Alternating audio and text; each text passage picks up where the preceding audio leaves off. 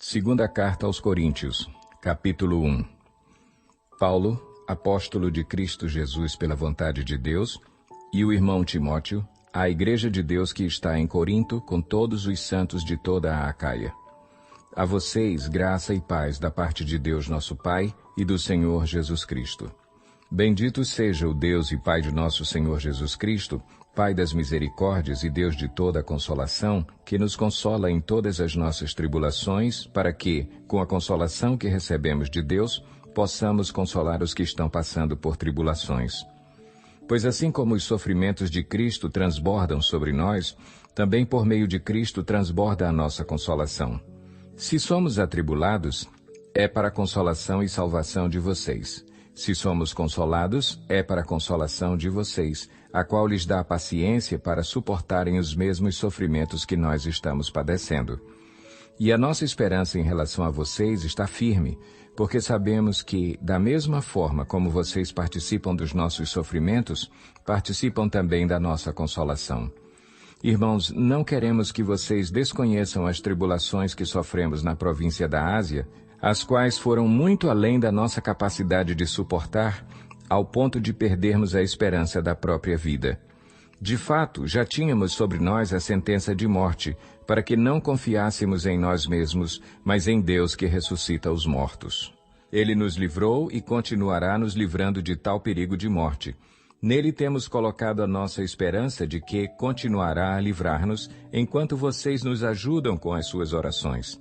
Assim, muitos darão graças por nossa causa, pelo favor a nós concedido em resposta às orações de muitos. Este é o nosso orgulho.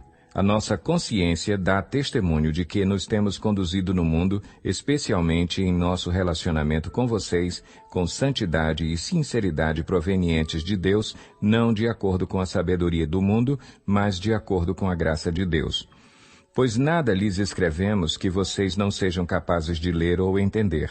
E espero que, assim como vocês nos entenderam em parte, venham a entender plenamente que podem orgulhar-se de nós, assim como nos orgulharemos de vocês no dia do Senhor Jesus. Confiando nisso e para que vocês fossem duplamente beneficiados, planejava primeiro visitá-los em minha ida à Macedônia e voltar a vocês vindo de lá, para que me ajudassem em minha viagem para a Judéia. Quando planejei isso, será que o fiz levianamente? Ou será que faço meus planos de modo mundano, dizendo ao mesmo tempo sim e não? Todavia, como Deus é fiel, nossa mensagem a vocês não é sim e não, pois o Filho de Deus, Jesus Cristo, pregado entre vocês por mim e também por Silvano e Timóteo, não foi sim e não, mas nele sempre houve sim. Pois quantas forem as promessas feitas por Deus, tantas tem em Cristo o sim. Por isso, por meio dele, o Amém é pronunciado por nós para a glória de Deus. Ora, é Deus que faz que nós e vocês permaneçamos firmes em Cristo. Ele nos ungiu, nos selou como sua propriedade e pôs o seu Espírito em nossos corações como garantia do que está por vir. Invoco a Deus como testemunha de que foi a fim de poupá-los que não voltei a Corinto. Não que tenhamos domínio sobre a sua fé, mas cooperamos com vocês para que tenham alegria, pois é pela fé que vocês permanecem firmes. Capítulo 2. Por isso resolvi não lhes fazer outra visita que causasse tristeza. Pois se os entristeço, quem me alegrará senão vocês, a quem tenho entristecido? Escrevi como escrevi, para que, quando eu for, não seja entristecido por aqueles que deveriam alegrar-me. Estava confiante em que todos vocês compartilhariam da minha alegria, pois eu lhes escrevi com grande aflição e angústia de coração e com muitas lágrimas, não para entristecê-los, mas para que soubessem como é profundo o meu amor por vocês. Se um de vocês tem causado tristeza, não a tem causado apenas a mim, mas também, em parte, para eu não ser demasiadamente severo, a todos vocês. A punição que lhe foi imposta pela maioria é suficiente. Agora, ao contrário, vocês devem perdoar-lhe e consolá-lo, para que ele não seja dominado por excessiva tristeza. Portanto, eu lhes recomendo que reafirmem o amor que têm por ele. Eu lhes escrevi com o propósito de saber se vocês seriam aprovados, isto é, se seriam obedientes em tudo. Se vocês perdoam a alguém, eu também perdoo. E aquilo que perdoei, se é que havia alguma coisa para perdoar, perdoei na presença de Cristo, por amor a vocês, a fim de que Satanás não tivesse vantagem sobre nós, pois não ignoramos as suas intenções. Quando cheguei a Troade para pregar o Evangelho de Cristo e vi que o Senhor me havia aberto uma porta, ainda assim, não tive sossego em meu espírito, porque não encontrei ali meu irmão Tito. Por isso, despedi-me deles e fui para a Macedônia. Mas graças a Deus, que sempre nos conduz vitoriosamente em Cristo e por nosso intermédio exala em todo lugar a fragrância do seu conhecimento. Porque, para Deus, somos o aroma de Cristo entre os que estão sendo salvos e os que estão perecendo. Para estes somos cheiro de morte, para aqueles fragrância de vida. Mas quem está capacitado para tanto? Ao contrário de muitos, não negociamos a palavra de Deus visando lucro. Antes, em Cristo, falamos diante de Deus com sinceridade, como homens enviados por Deus. Capítulo 3. Será que com isso estamos começando a nos recomendar a nós mesmos novamente? Será que precisamos, como alguns, de cartas de recomendação para vocês ou da parte de vocês? Vocês mesmos são a nossa carta, escrita em nosso coração, conhecida e lida por todos.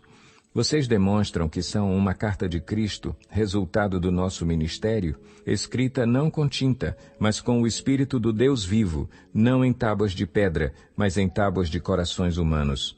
Tal é a confiança que temos diante de Deus por meio de Cristo.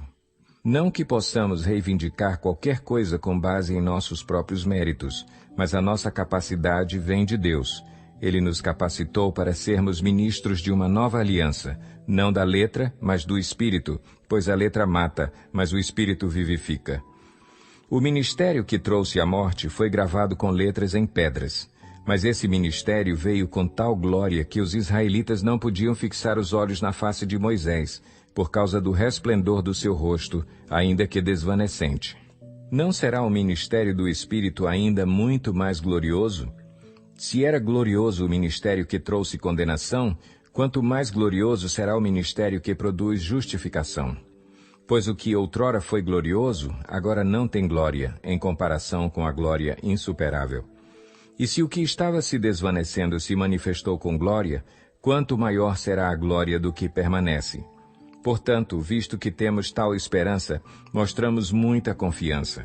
Não somos como Moisés, que colocava um véu sobre a face para que os israelitas não contemplassem o resplendor que se desvanecia. Na verdade, a mente deles se fechou, pois até hoje o mesmo véu permanece quando é lida a antiga aliança.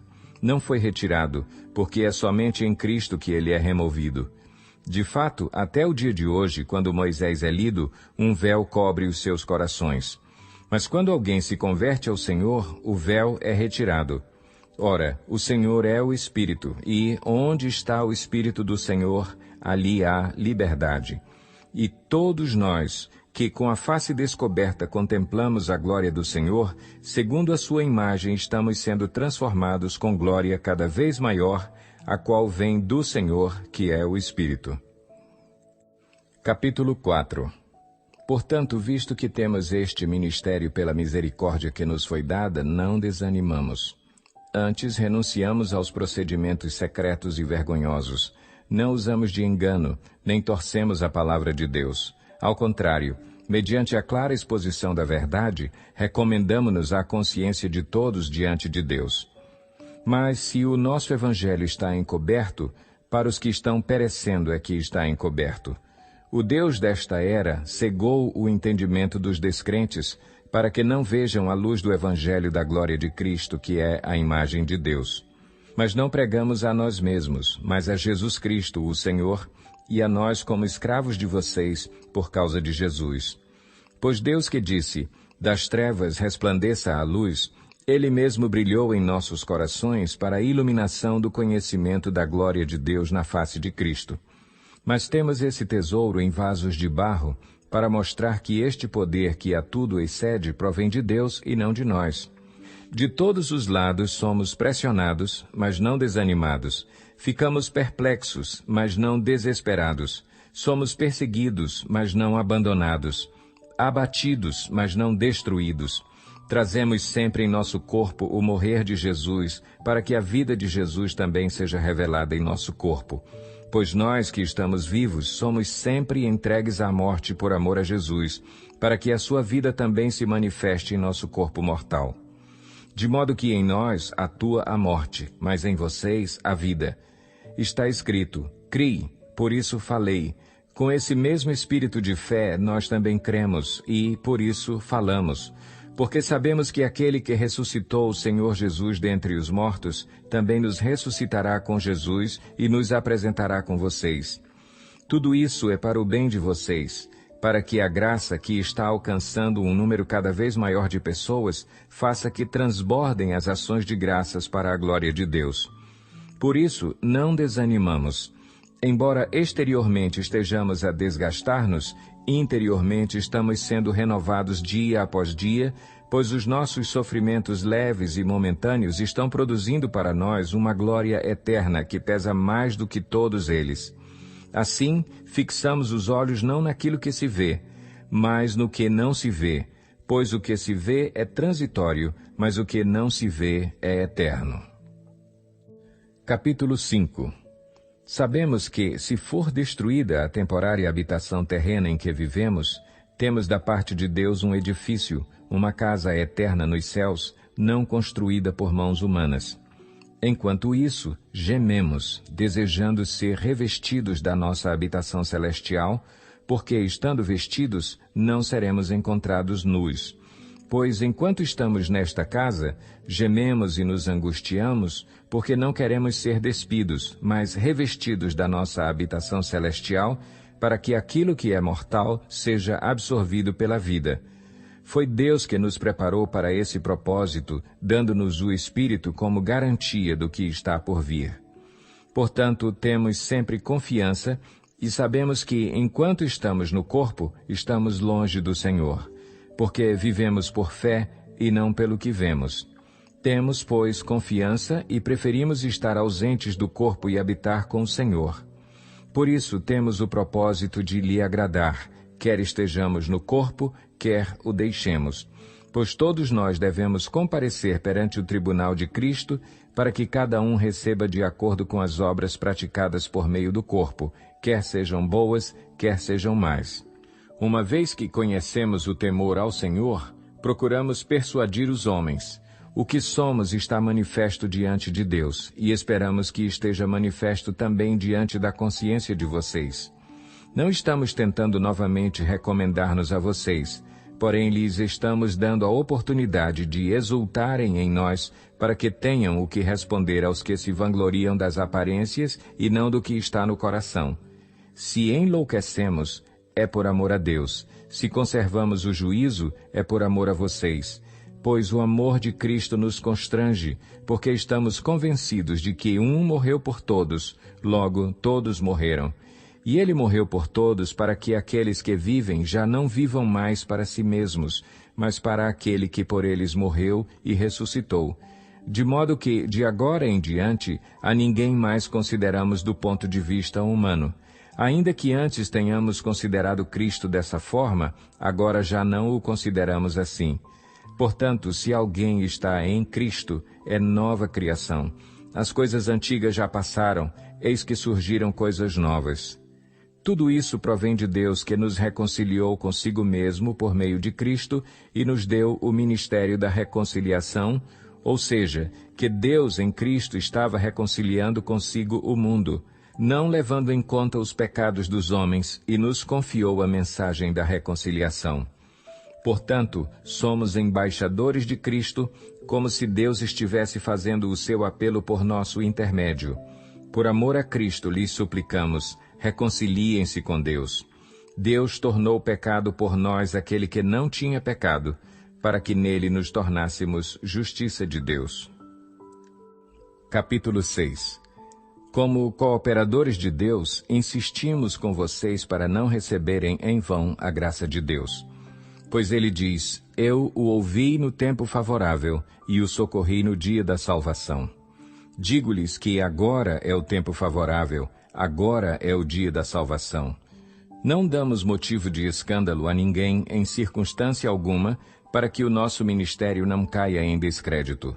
Ao contrário, como servos de Deus, recomendamo-nos de todas as formas, em muita perseverança, em sofrimentos, privações e tristezas, em açoites, prisões e tumultos, em trabalhos árduos, noites sem dormir e jejuns, em pureza, conhecimento, paciência e bondade, no Espírito Santo e no amor sincero, na palavra da verdade e no poder de Deus, com as armas da justiça, quer de ataque, quer de defesa, por honra e por desonra, por difamação e por boa fama, tidos por enganadores, sendo verdadeiros, como desconhecidos apesar de bem conhecidos, como morrendo, mas eis que vivemos, espancados, mas não mortos, entristecidos, mas sempre alegres, pobres, mas enriquecendo muitos outros, nada tendo, mas possuindo tudo. Falamos abertamente a vocês, coríntios, e lhes abrimos todo o nosso coração. Não lhes estamos limitando o nosso afeto, mas vocês estão limitando o afeto que têm por nós. Numa justa compensação, falo como a meus filhos, abram também o coração para nós. Não se ponham em julgo desigual com descrentes, pois o que tem em comum a justiça e a maldade? Ou que comunhão pode ter a luz com as trevas? Que harmonia entre Cristo e Belial? Que há de comum entre o crente e o descrente? Que acordo há entre o templo de Deus e os ídolos? Pois somos santuário do Deus vivo. Como disse Deus, habitarei com eles e entre eles andarei. Serei o seu Deus e eles serão o meu povo. Portanto, saiam do meio deles e separem-se, diz o Senhor. Não toquem em coisas impuras, e eu os receberei e lhes serei pai, e vocês serão meus filhos e minhas filhas, diz o Senhor Todo-Poderoso. Capítulo 7. Amados, visto que temos essas promessas, purifiquemo-nos de tudo o que contamina o corpo e o espírito, aperfeiçoando a santidade no temor de Deus.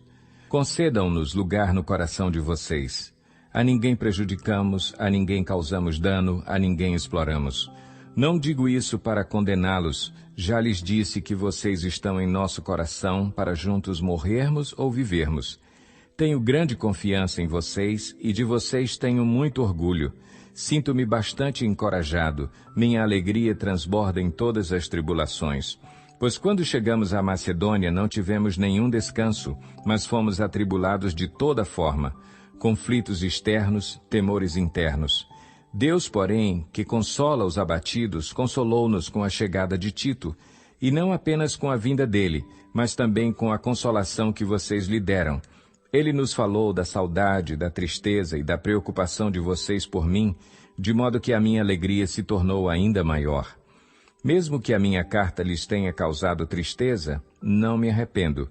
É verdade que a princípio me arrependi, pois percebi que a minha carta os entristeceu, ainda que por pouco tempo. Agora, porém, me alegro, não porque vocês foram entristecidos, mas porque a tristeza os levou ao arrependimento. Pois vocês se entristeceram como Deus desejava, e de forma alguma foram prejudicados por nossa causa. A tristeza, segundo Deus, não produz remorso, mas sim um arrependimento que leva à salvação. E a tristeza, segundo o mundo, produz morte. Vejam o que esta tristeza, segundo Deus, produziu em vocês. Que dedicação, que desculpas, que indignação, que temor, que saudade, que preocupação, que desejo de ver a justiça feita. Em tudo vocês se mostraram inocentes a esse respeito. Assim, se lhes escrevi, não foi por causa daquele que cometeu o erro, nem daquele que foi prejudicado, mas para que diante de Deus vocês pudessem ver por si próprios como são dedicados a nós. Por isso, tudo fomos revigorados. Além de encorajados, ficamos mais contentes ainda ao ver como Tito estava alegre, porque seu espírito recebeu refrigério de todos vocês. Eu lhe tinha dito que estava orgulhoso de vocês não me decepcionaram. Da mesma forma como era verdade tudo o que lhes dissemos, o orgulho que temos de vocês diante de Tito também mostrou-se verdadeiro. E a afeição dele por vocês fica maior ainda, quando lembra que todos vocês foram obedientes, recebendo-o com temor e tremor. Alegro-me por poder ter plena confiança em vocês. Capítulo 8. Agora, irmãos, queremos que vocês tomem conhecimento da graça que Deus concedeu às igrejas da Macedônia. No meio da mais severa tribulação, a grande alegria e a extrema pobreza deles transbordaram em rica generosidade. Pois dou testemunho de que eles deram tudo quanto podiam e até além do que podiam. Por iniciativa própria, eles nos suplicaram insistentemente o privilégio de participar da assistência aos santos. E não somente fizeram o que esperávamos, mas entregaram-se primeiramente a si mesmos ao Senhor e depois a nós, pela vontade de Deus. Assim, recomendamos a Tito que, assim como ele já havia começado, também completasse esse ato de graça da parte de vocês. Todavia, assim como vocês se destacam em tudo, na fé, na palavra, no conhecimento, na dedicação completa e no amor que vocês têm por nós, destaquem-se também neste privilégio de contribuir. Não lhes estou dando uma ordem, mas quero verificar a sinceridade do amor de vocês, comparando-o com a dedicação dos outros. Pois vocês conhecem a graça de nosso Senhor Jesus Cristo, que, sendo rico, se fez pobre por amor de vocês, para que por meio de sua pobreza vocês se tornassem ricos. Este é meu conselho. Convém que vocês contribuam, já que desde o ano passado vocês foram os primeiros não somente a contribuir, mas também a propor esse plano. Agora, completem a obra, para que a forte disposição de realizá-la seja igualada pelo zelo em concluí-la, de acordo com os bens que vocês possuem. Porque, se há prontidão, a contribuição é aceitável de acordo com aquilo que alguém tem, e não de acordo com o que não tem. Nosso desejo não é que outros sejam aliviados enquanto vocês são sobrecarregados, mas que haja igualdade. No presente momento, a fartura de vocês suprirá a necessidade deles, para que, por sua vez, a fartura deles supra a necessidade de vocês. Então haverá igualdade, como está escrito: quem tinha recolhido muito não teve demais, e não faltou a quem tinha recolhido pouco. Agradeço a Deus por ter Ele posto no coração de Tito o mesmo cuidado que tenho por vocês, pois Tito não apenas aceitou o nosso pedido, mas está indo até vocês com muito entusiasmo e por iniciativa própria.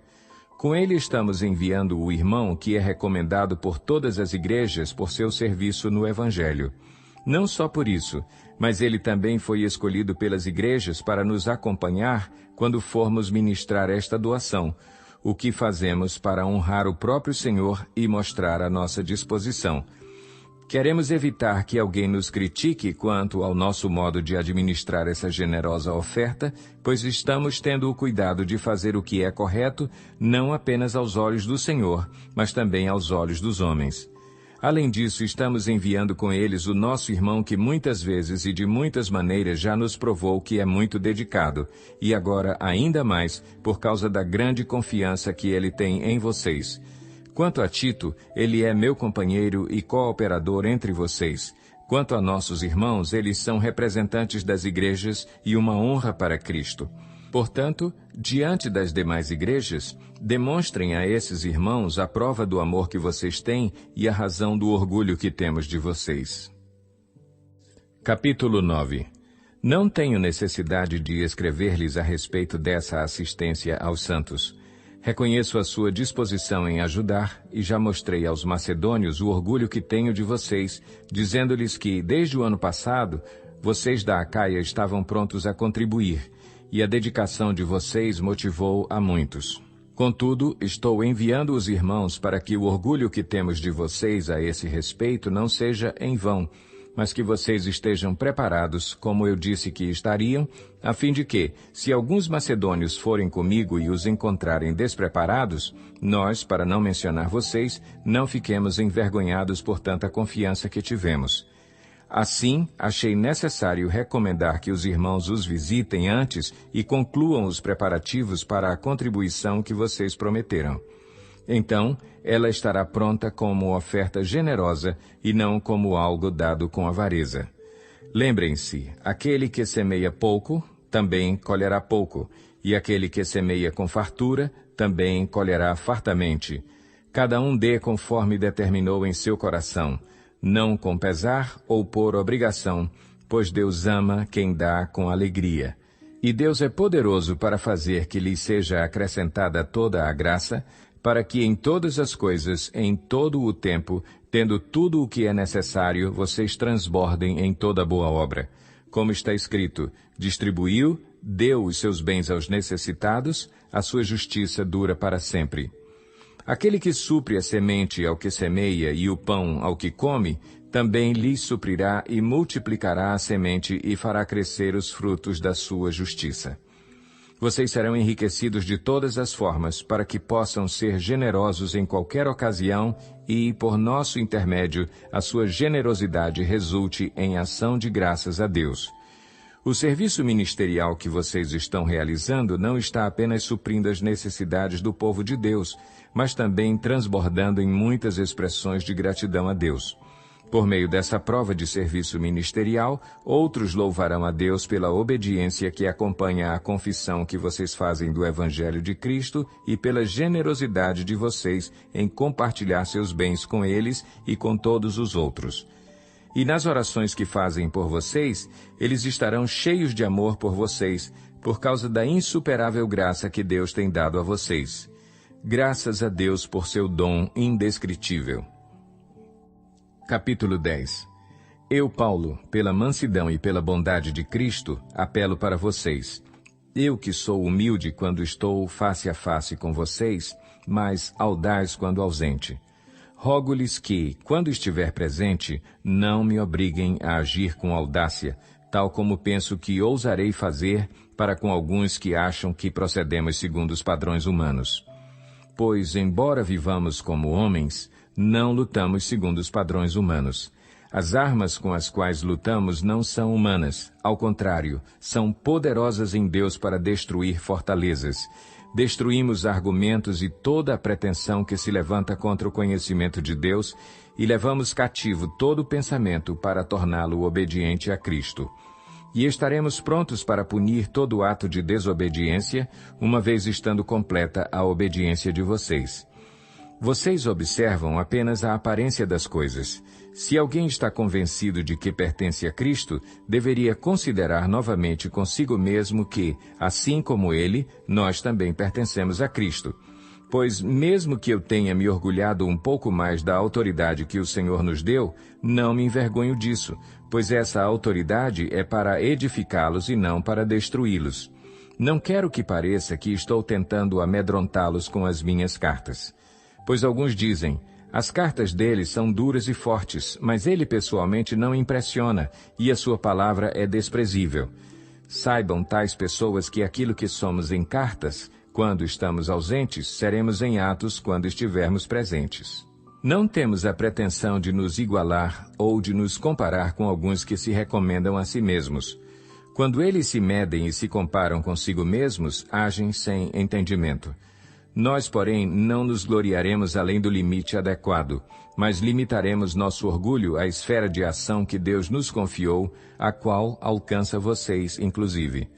Não estamos indo longe demais em nosso orgulho, como seria se não tivéssemos chegado até vocês, pois chegamos a vocês com o Evangelho de Cristo. Da mesma forma, não vamos além de nossos limites, gloriando-nos de trabalhos que outros fizeram. Nossa esperança é que, à medida que for crescendo a fé que vocês têm, nossa atuação entre vocês aumente ainda mais, para que possamos pregar o Evangelho nas regiões que estão além de vocês, sem nos vangloriarmos de trabalho já realizado em território de outro. Contudo, quem se gloriar, glorie-se no Senhor. Pois não é aprovado quem a si mesmo se recomenda, mas aquele a quem o Senhor recomenda. Capítulo 11. Espero que vocês suportem um pouco da minha insensatez. Sim, por favor, sejam pacientes comigo. O zelo que tenho por vocês é um zelo que vem de Deus. Eu os prometi a um único marido, Cristo, querendo apresentá-los a ele como uma virgem pura.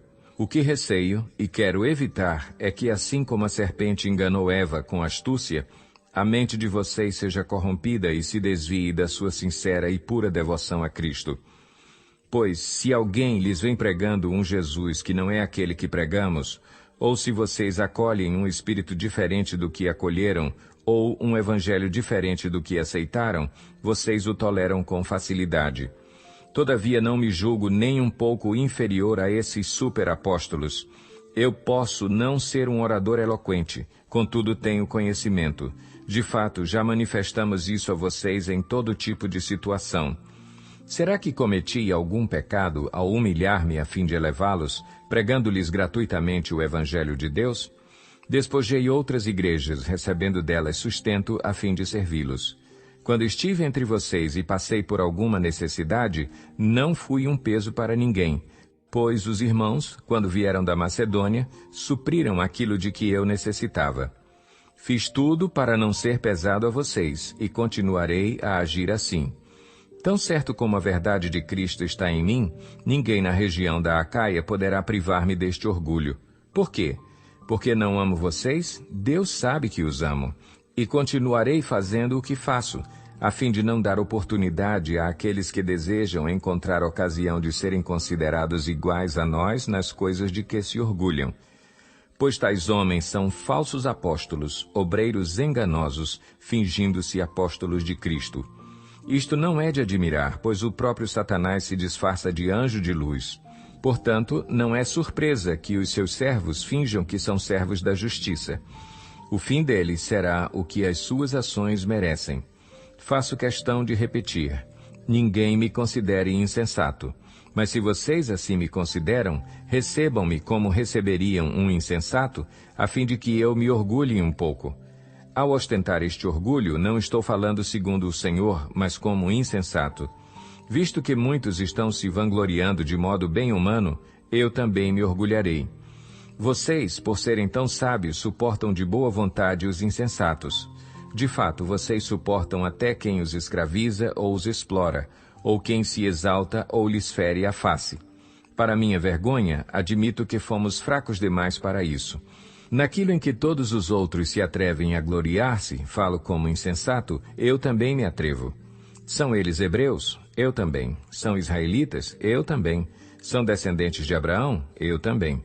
São eles servos de Cristo? Estou fora de mim para falar desta forma, eu ainda mais.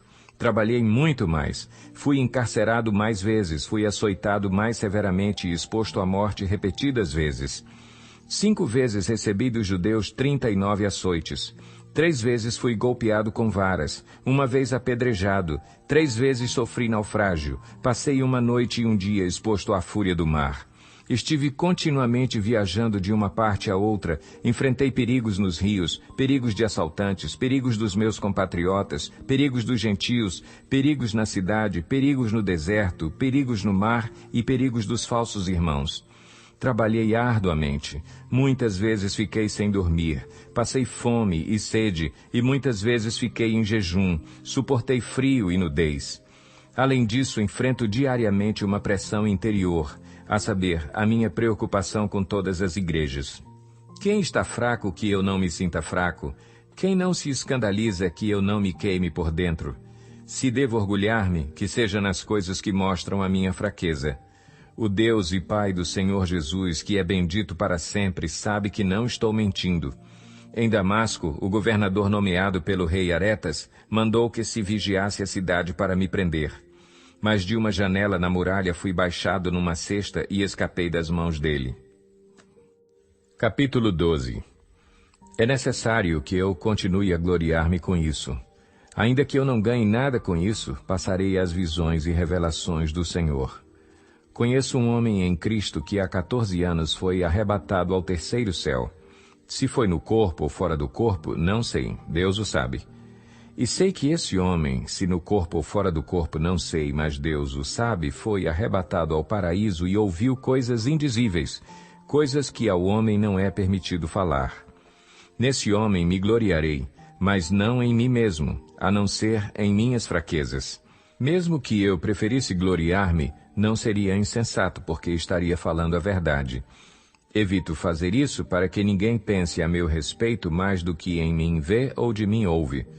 Para impedir que eu me exaltasse por causa da grandeza dessas revelações, foi-me dado um espinho na carne, um mensageiro de Satanás para me atormentar. 3 vezes roguei ao Senhor que o tirasse de mim. Mas ele me disse: minha graça é suficiente para você, pois o meu poder se aperfeiçoa na fraqueza. Portanto, eu me gloriarei ainda mais alegremente em minhas fraquezas, para que o poder de Cristo repouse em mim. Por isso, por amor de Cristo, regozijo-me nas fraquezas, nos insultos, nas necessidades, nas perseguições, nas angústias, pois, quando sou fraco, é que sou forte. Fui insensato, mas vocês me obrigaram a isso. Eu devia ser recomendado por vocês, pois em nada sou inferior aos superapóstolos, embora eu nada seja. As marcas de um apóstolo, sinais, maravilhas e milagres, foram demonstradas entre vocês com grande perseverança. Em que vocês foram inferiores às outras igrejas, exceto no fato de eu nunca ter sido um peso para vocês? Perdoem-me esta ofensa. Agora estou pronto para visitá-los pela terceira vez, e não lhes serei um peso, porque o que desejo não são os seus bens, mas vocês mesmos. Além disso, os filhos não devem ajuntar riquezas para os pais, mas os pais para os filhos. Assim, de boa vontade, por amor de vocês, gastarei tudo o que tenho e também me desgastarei pessoalmente. Visto que os amo tanto, devo ser menos amado? Seja como for, não lhes tenho sido um peso. No entanto, como sou astuto, eu os prendi com astúcia. Porventura eu os explorei por meio de alguém que lhes enviei? Recomendei a Tito que os visitasse, acompanhado de outro irmão. Por acaso Tito os explorou? Não agimos nós no mesmo espírito e não seguimos os mesmos passos? Vocês pensam que durante todo este tempo estamos nos defendendo perante vocês? Falamos diante de Deus como alguém que está em Cristo, e tudo o que fazemos, amados irmãos, é para fortalecê-los. Pois temo que, ao visitá-los, não os encontre como eu esperava e que vocês não me encontrem como esperavam. Temo que haja entre vocês brigas, invejas, manifestações de ira, divisões, calúnias, intrigas, arrogância e desordem. Receio que, ao visitá-los outra vez, o meu Deus me humilhe diante de vocês e eu lamente por causa de muitos que pecaram anteriormente e não se arrependeram da impureza, da imoralidade sexual e da libertinagem que praticaram. Capítulo 13. Esta será a minha terceira visita a vocês. Toda questão precisa ser confirmada pelo depoimento de 2 ou 3 testemunhas. Já os adverti quando estive com vocês pela segunda vez. Agora, estando ausente, escrevo aos que antes pecaram e aos demais. Quando voltar, não os pouparei, visto que vocês estão exigindo uma prova de que Cristo fala por meu intermédio. Ele não é fraco ao tratar com vocês, mas poderoso entre vocês. Pois, na verdade, foi crucificado em fraqueza, mas vive pelo poder de Deus. Da mesma forma, somos fracos nele, mas pelo poder de Deus viveremos com ele para servir vocês. Examinem-se para ver se vocês estão na fé. Provem-se a si mesmos. Não percebem que Cristo Jesus está em vocês? A não ser que tenham sido reprovados. E espero que saibam que nós não fomos reprovados. Agora, oramos a Deus para que vocês não pratiquem mal algum. Não para que os outros vejam que temos sido aprovados, mas para que vocês façam o que é certo, embora pareça que tenhamos falhado. Pois nada podemos contra a verdade, mas somente em favor da verdade. Ficamos alegres sempre que estamos fracos e vocês estão fortes. Nossa oração é que vocês sejam aperfeiçoados. Por isso escrevo estas coisas, estando ausente, para que quando eu for não precise ser rigoroso no uso da autoridade que o Senhor me deu para edificá-los e não para destruí-los. Sem mais, irmãos, despeço-me de vocês. Procurem aperfeiçoar-se, exortem-se mutuamente, tenham um só pensamento, vivam em paz. E o Deus de amor e paz estará com vocês. Saúdem uns aos outros com beijo santo. Todos os santos lhes enviam saudações. A graça do Senhor Jesus Cristo, o amor de Deus e a comunhão do Espírito Santo sejam com todos vocês.